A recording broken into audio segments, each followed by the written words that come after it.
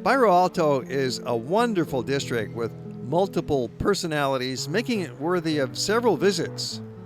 During the day, it's a local working class place with inexpensive small restaurants and many fine shops and boutiques ranging from the funky to the elegant. And in the evening, it becomes the entertainment center of Lisbon, pulsating with nightclubs and bars. And this is the place to come for fado, the plaintive, mournful music of Portugal, poured out in sad ballads until the wee hours. A really lovely time to be visiting Barrio Alto is just about twilight, just before dinner, perhaps 6 o'clock, 7, 8 o'clock, depending on the season. And here the section is beginning to come alive. The locals are out, they're walking their dogs, the laundry's hanging, they're chatting, they're drinking out on the sidewalk. The restaurants are just getting started, just opening up, waiting for customers. You want to spend enough time up here to see it right, which means having a walk during the day and then coming back in the evening and have another stroll. It goes for only about half a mile by half a mile, so it's really quite easy to get around and thoroughly explore. The streets are arranged in a grid pattern, and so the best way to explore the Barrio Alto is walk along one street, enjoy the views up and down some of the side lanes, do a little bit of detouring, and then go over to the next major long street, walk along its length, do the same thing, have a look left and right as you're walking along and up and down, and so forth, back and forth, back and forth. It's very easy to navigate here in Barrio Alto as you're walking around because there are 4 main streets and they all run parallel to each other, each just 1 block apart. Those streets are Atalaya, Barroca, Diario de Noticias, and Norte. So it's really quite simple. And the little side streets that connect them are fascinating as well. There's Traversa do Poco de Ciudade, there's Fies de Dias, Traversa da Espera. Some of them are staircases, some of them are just narrow pedestrian lanes, and they are all most enjoyable. Your remaining walk through this upper part of town, the Barrio Alto, could take anywhere from an hour to the rest of the day and evening, depending on your interests. Have a look at the legendary Cerveceria da Trinidade. It's a huge restaurant and beer hall with 400 seats sprawling indoors and out through many rooms and terraces. And this beer hall serves up excellent food and lots of fun. A lot of room here. Sit down anytime, mid-afternoon, non-stop. It's open all day long. And there's numerous family-operated tiny tascas scattered throughout Barrio Alto, each with just a few tables and maybe some patient lines of folks waiting outside the most popular spots. Some of Lisbon's finest restaurants are in this neighborhood. There's a wonderful terrace on the edge of Barrio Alto for looking out across the city. It's the terrace of San Pedro de Alcantara. And you certainly want to walk over there. It's just a few blocks to get over to see this terrace. You can sit down and relax and have a beautiful view.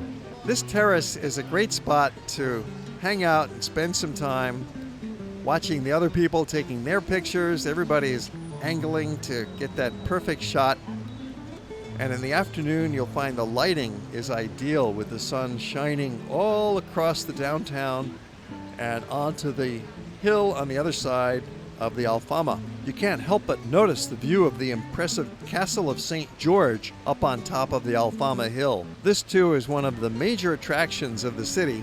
Around the corner from the viewing terrace, you'll find the Church of St. Rocco with one of the country's most magnificent Baroque interiors, featuring an illusionistic ceiling mural, many statues, and an outstanding altar.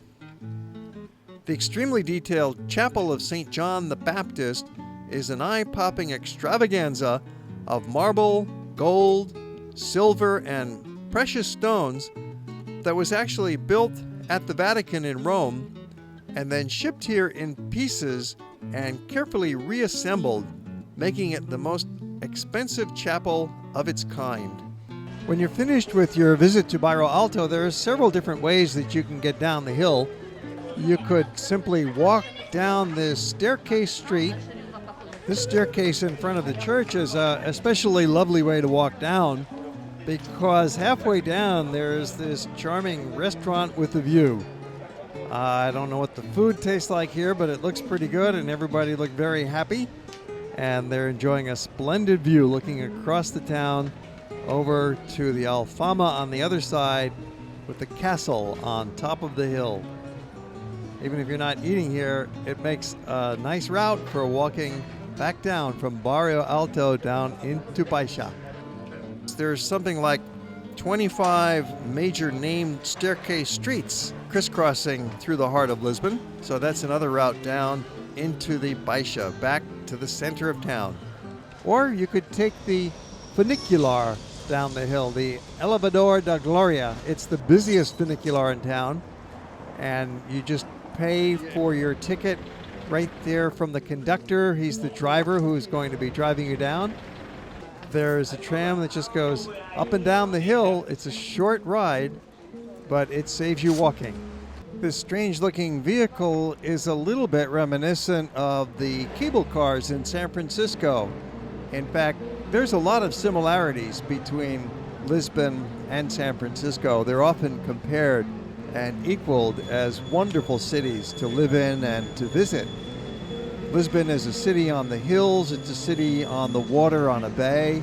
They even have a Golden Gate type bridge with the same design as the famous bridge in San Francisco. And especially reminded now by these trams, this funicular that goes up and down the hill, something like those famous cable cars in San Francisco. It's a comfortable ride. You can usually find a place to sit. They just go up and down, back and forth all day and into the evening.